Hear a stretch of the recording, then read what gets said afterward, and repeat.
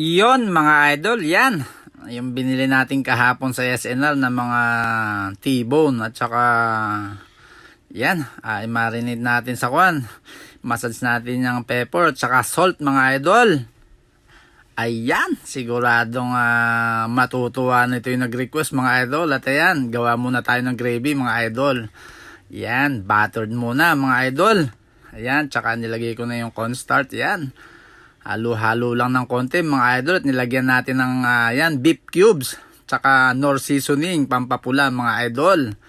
Ayan, tsaka pepper mga idol. Yan, haluin lang natin hanggang sa pumula na siya mga idol. At nilagyan pa natin na isa para mas malasa.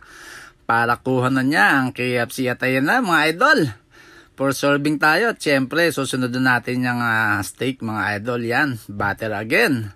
Ayan na mga idol. Medium rare lang yan mga idol sa request. Ayan, saka nilagyan natin ng ilang gloves ng bawang mga idol. Ayan, baliktarin na natin. At ayun, second batch na pala yan mga idol. At ayan na mga idol.